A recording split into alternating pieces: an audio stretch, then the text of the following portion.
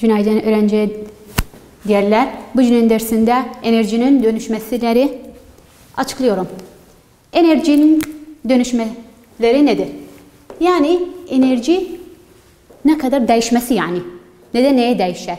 Burada enerjinin dönüşmeleri bir enerjinin biçiminde başka bir enerjinin biçimine değişir. Yani aynı enerjidir ama başka enerjiden başka enerjiye değişir. Buna enerjinin dönüşmesi, değişmesi denir. Bu da nasıl? Yani kimyasal enerjisine elektrik enerjimiz vardı. Burada okuyarız. Buralar değişme. Yani kimyasal insanın cisminde kimyasal değişimler olur. Bu enerjiyi kullanmak için kimyasal enerjiye dönüştürür. Yediğimiz zaman, yemek yediğimiz zaman bu değişme cismimizde olur. Başka da bu tabloda size göstereyim ki elektrik enerjinin değişimi. Burada örnek kapı zili. Kapı zili yani zaras. Kapı zili beynimizde elektrik olduğu zaman o ziller bahsediyorum ki elektriklidir. Elektriğe basarak elektrik enerjisi neye değişir? Elektrik verir bize? Hayır. Ses enerjisine değişir. Anladığınız ne şekilde bir enerjinin biçiminden başka bir enerji biçimine değişir? Bu şekilde. Anladınız? Burada pil yani batarya. Pil kimyasal enerji tabi elektrik enerjine değişir. Olur evde piller kurmuşu elektrik eve versin. Ama yani glob şeklinde ya da Wi-Fi'lardan elektrik birkaç süratin bize elektrik verir. Elektrik lampaları. Bu lampalar, evdeki lampalar. O da elektrik lampaları, elektrik enerjisinden neye değişir? Gördüğümüz gündekinde neden elektrik lampalarını açtırır? Işıklığa değişsin. Ya da ısıya. Işık ya da ısı enerjiye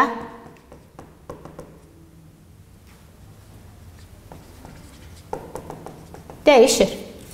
Mikser yani silbiyet asara bunlar. O da elektrik enerjisinin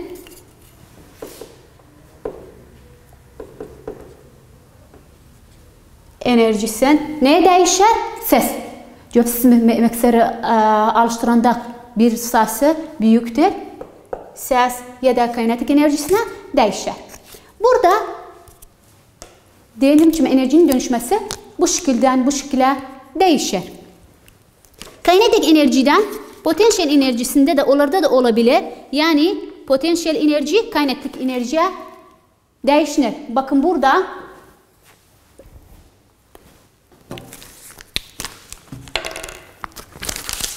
burasıyla sizin için açıklarım. Potansiyel enerji orada da kinetik enerji. Potansiyel enerji, kinetik enerjimiz vardı. Burada en yukarıda zamanda yani bir top, yani bir şey yukarıya attığımız zaman o dakika o yukarıda durduğu zaman yani harekası yok olması potansiyel enerjidir. Yani her zaman yüksekte olduğu alt başlasa orada olmaz. Yani sen burada potansiyel enerji. Hayır. Durduğumuz zaman bir saniye olduğu ya da her saniyeye hareketli olsa kinetik enerjidir. Burada da potansiyel enerjidir. Burada da değişir. Potansiyel enerjiden dönüşmesi kinetik enerjiye değişir. Başkalardan da saç koruması yani müceffe diyerek saç koruması o da elektrik enerjisinden ses ya da ısı enerjiye değişir. Burada potansiyel enerjiden burada bakın. Ponlar üzerine olsa yani potansiyel enerji burada fazladır. Ama burada da fazla. Ama bunun potansiyel enerjisi fazladır da bu potansiyel enerjiden. Yani burada birinci kursak birinci potansiyel enerji ikinci potansiyel enerjiden fazlatırdı. Tamam. Burada enerjinin dönüşmesi. Enerjinin değişmesi hem de var enerjinin koruması. Enerjinin koruması nedir?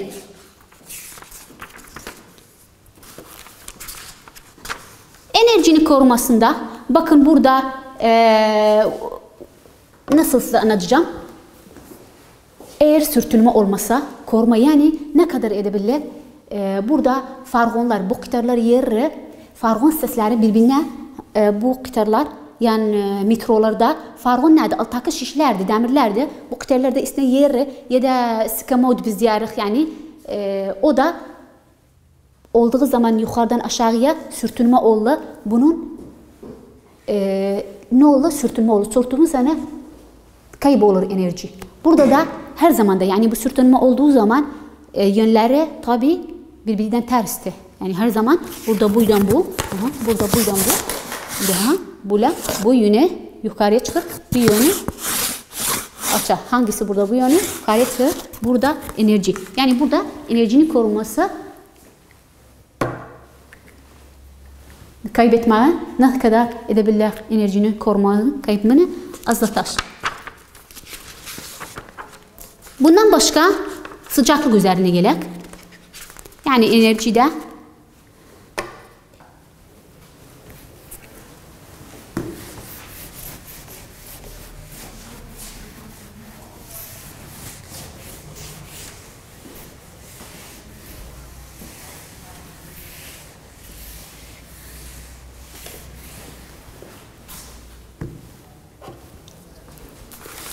sıcaklık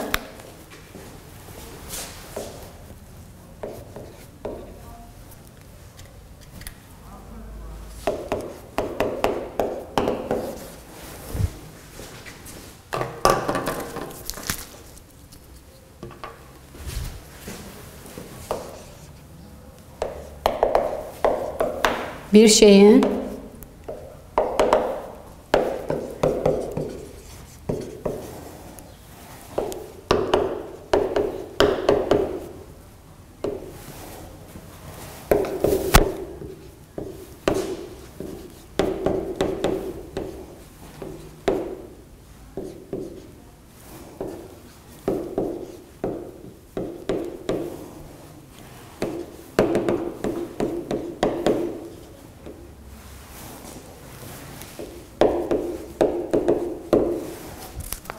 sıcaklıkta bakın burada sıcaklık nedir?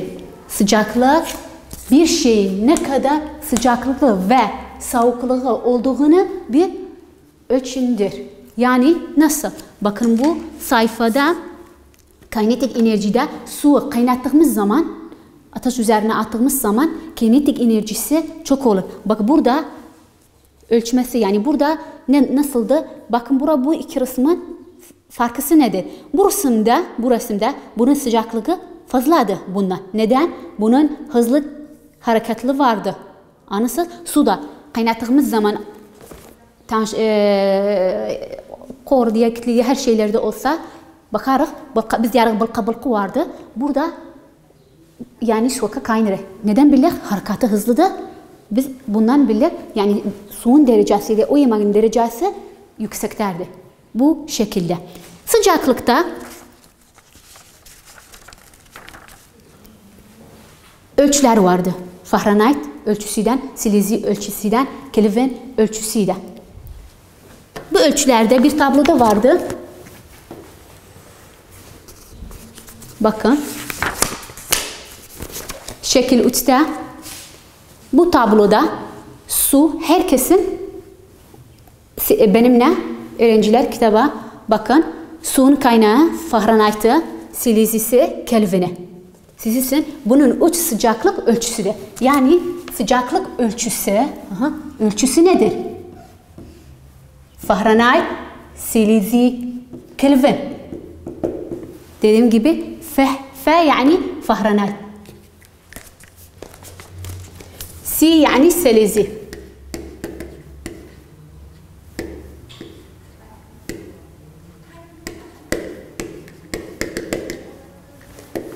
C yani K yani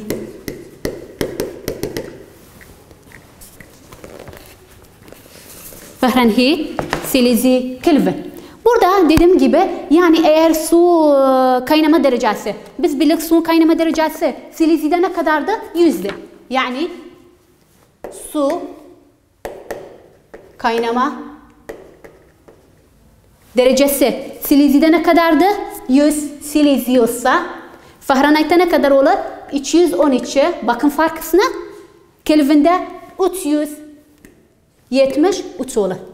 Yani her birisini aynıdır. Yani indi suyun kaynama derecesi 100 bizim yanımızda çok kaynayıp tamam yani kaynayıp Fahrenheit'te eğer burada 100 olsa soracaksa Fahrenheit'te ne kadardı? Yani 213'dü. Bu da yani bir matematiksel soruda indi siz için çözerim. Burada Kelvin'in ne kadardı? 373'tü.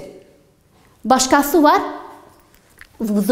Vücudumuzun sıcaklığı. Ama bizim içimizde çok kara yani Celsius'ca günlük hayatımızda konuşar. Yani diğer sıcaklık derecesi insan ne kadar olur normal olsa 37 kadar normal. 37 olsa yani normaldi. Burada tabi bunda yani derece. Bu da derece. İnsanın normal derecesi ya insan vücudumuzun derecesi vücut sıcaklığı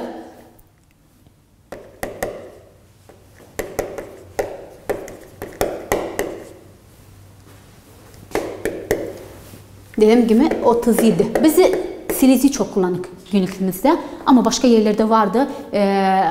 Başkasından kullandık. Burada da başka aletlerimiz vardı Fahrenheit'te ama biz o zaman bildik nasıl çözerik Fahrenheit'ten ona. O da sıcaklığı. Burada 20'de varımızda suyun donmağı. Aynen suyun da donmağı var. Su. Nede donur? Su. Yani frezeye kursak selaceye her zaman bildik 0 Celsius'di. Yani çoğumuz bunları ezberimizdedir. Bildik. O birisinde 32 olur Fahrenheit'te. O birisinde 273 olur. Bunları indi size anlatacağım. Nasıl Fahrenheit'ten Celsius'a çeviriniz? Nasıl Celsius'dan Kelvin'e çeviriniz? Yani soruda gelse suyun derecesi 100 kaynama derecesidir. Kelvin'de çeviriniz. Kelvin derecesine çeviriniz. O zaman kuralla ben size anlatacağım.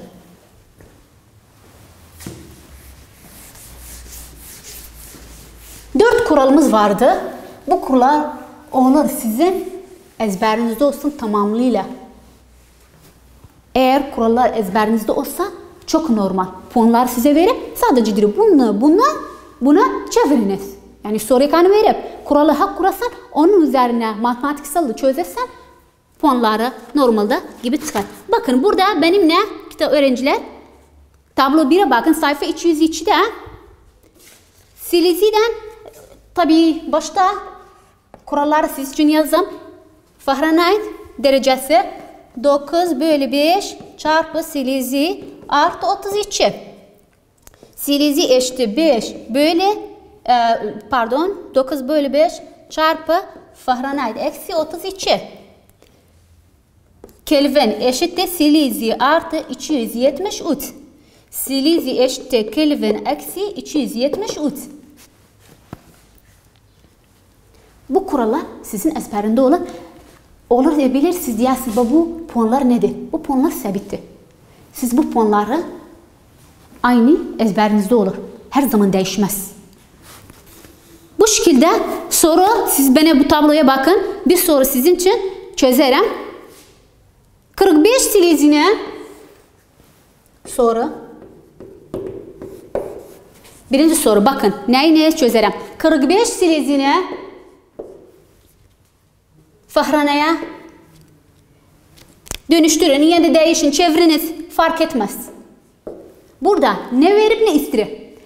Celsius verip Fahrenheit istiri. Bu zaman biz hangi kuralı burada kullandık? O zaman Fahrenheit'i istiri. Yani Fahrenheit eşittir. Bakın burada Fahrenheit eşittir 5 K sabit 9'a sabitti. 9/5 çarpı Celsius artı 32. Ben burada matematiksel olur burada. 9/5 çarpı Celsius ne kadardı verip de 45. Burada bunu 6 eder 1 artı 32. Burada Bilirsiniz 5 bunu 9. 9 çarpı 9 81. Her zaman parantez içindekini bitirerek ana artıya başlayarak. Artı ya da eksi. Fark etmez. Ne kadar çıkar? 113 Fahrenheit. Tamam. Bu Fahrenheit istiyor. Başka sorular da vardı. Size bunun şeklinde çözün. Çok kolayla, asan siz için çıkar. Başka soru. 68 Fahrenheit.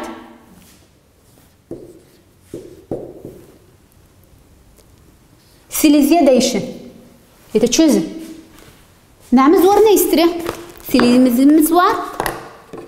Fahrenheit istiyor. Burada Silezyamız vardı Fahrenheit ama burada farklı. Fahrenheit'imiz var. Silezya istiyor. Yani ben Silezya'nı bakarım burada bunu kullanmam. Olabilir sonra neden bunu kullanmıyoruz? Burada Kelvin'di. Bizim burada Kelvin'i bahsedelim. Hayır. Burada Fahrenheit var. Onun için bu kuralı kullanmam. Burada Silezya eşittir 9 böyle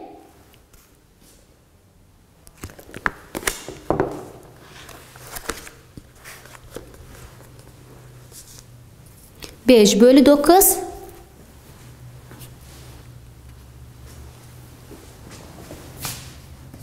burada bunun bir farkı var.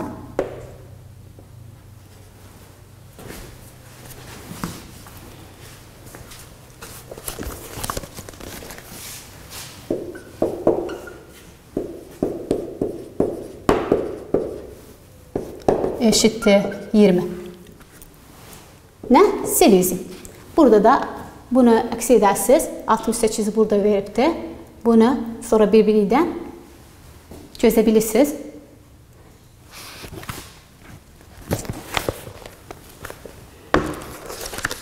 Kurabilirsiniz. Nasıl? Burada. Burada tabii bunu bilirsiniz ama bu şekilde onu bilmeyenler için de 8, 6, 36. 36 burada olur.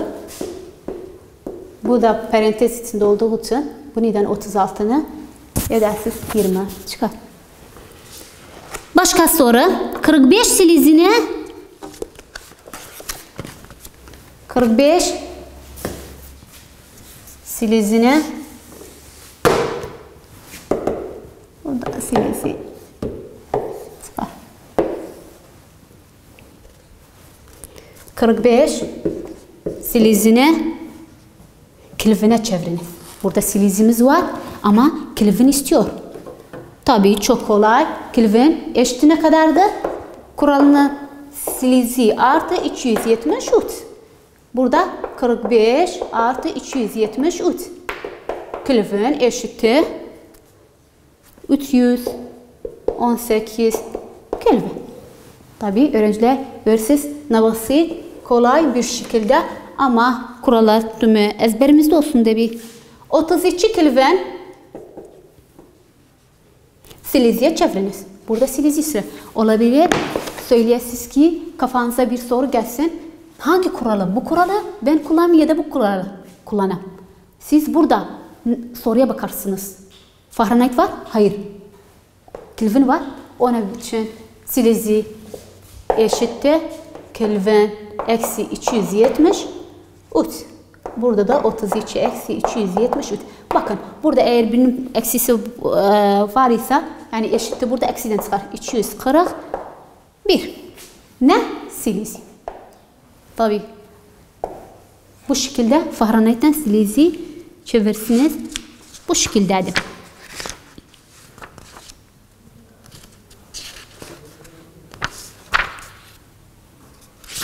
Olabilir soru, başka soru.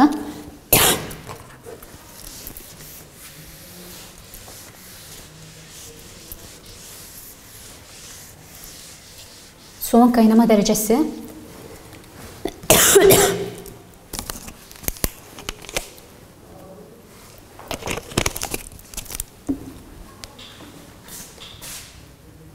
Yüz silezya ise Kelvin çeviriniz. Burada Kelvin eşittir 100 artı 273. Tabii kuralı önce nedir kuralı? Kuralı kanıya sahte olur. Burada yüzeyte Silezya yani Kelvin. Bu Kelvin'in tabii anladınız. Burada 373 ne? Kelvin. Tamam. Bu şekilde Silezya, Fahrenheit. Bunlar nedir? Bunlar sıcaklıklarda Fahrenheit'ın, Silezya, Kelvin'in çevrenizini bu kadardı. Celal, tabii bu 3 sıcaklık ölçüsüydü. Sıcaklık ısı nedir?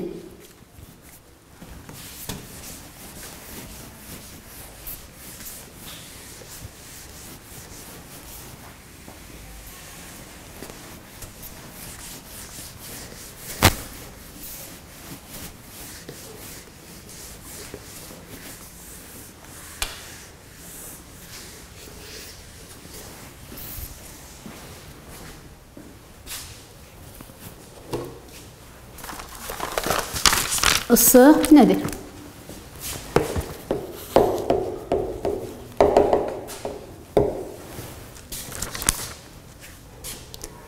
Isı enerjisi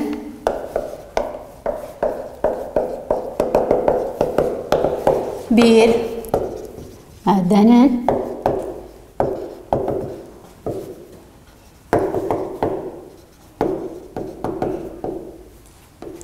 toplamıdır. Yani ısı enerjisinin, kinetik enerjisinin bir maddenin toplamıdır. Atomların toplanırdır. Kinetik enerji. Tabii burada ısı enerjinin aktarması nedir? Isı enerjinin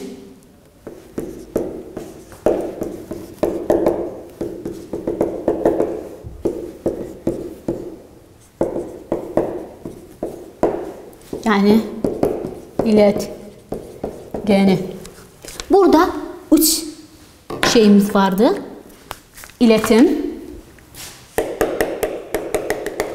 İletim, ısı yayılma,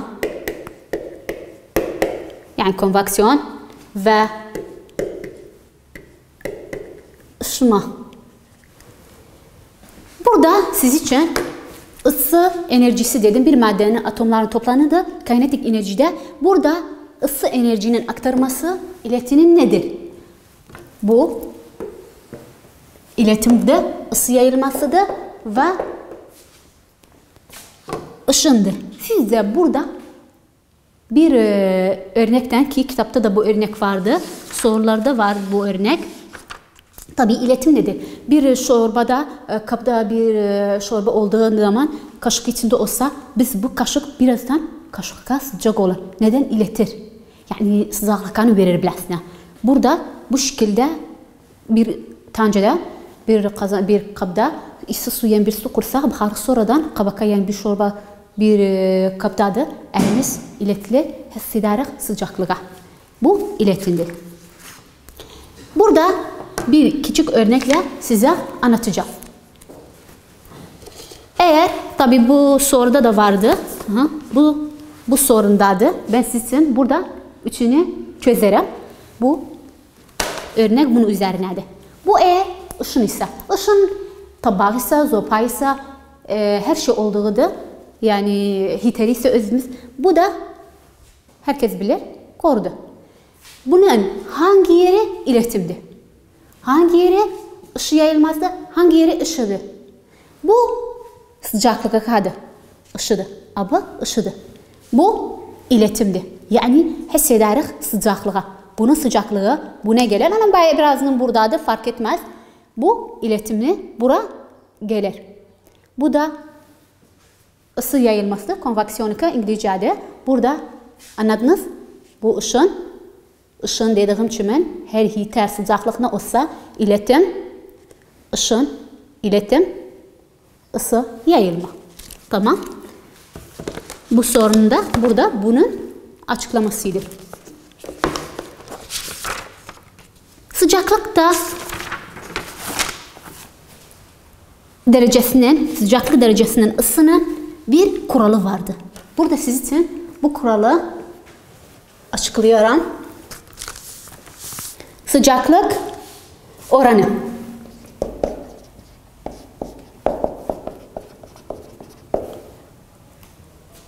Ya da ısı, hiç fark etmez, eşittir. Öz ısı çarpı kütle çarpı ısı derecesinin değişimi. Yani da sıcaklık değişimi. Burada soru vardı.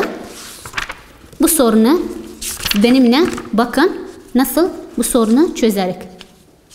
200 sayfa 211'de bu sorunu sizle çözerim. Öz ısı bir tablo vardı. Burada bu tablonun öz ısı burada var. Ya da not gibi size öz ısını verir. Aha, burada ya da not gibi verir ama bu tabloda da öz ısı siz de bir her zaman beyninizde olsun bilirsiniz. Burada bu sorunu sayfa 11'de siz için çözerim. Kütlesini verip öz ısı neyin istiyor? Direkt suyun istiyor. Suyun öz ısısı ne kadardı burada? 4184. 4184. Tabi silezi kilogram silezi ya da bunlar yazmasa siz önce de siz için sadece puanlar yazsın. Güzel göresiniz. Kütlesi ne kadardı? 0.2. Bakın burada ısı derecesinin değişimi. Burada 2 derece verip bana. 80'den 25 verip. Yani 80'den 25'e kadar. Yani derecesi değişmekte. Ben eğer 2 sayı puan veripse sen madem dire değişen büyük sayını eksi küçük sayı edersen. Nasıl? Yani burada 80 silizine eksi 25 siliziye eksise. Eğer bir sayı veripse bir sıcaklık derecesi verirse o zaman sadece biz onu kurarsa. Dediğim gibi eğer 2 sayı deyipse ısı derecesi değişimi bu kadar da sen o zaman bu işini büyük eksi küçük puana değişirse. O zaman burada bir büyük puan çıkıyor. Isının da birimi Joule. Tamam.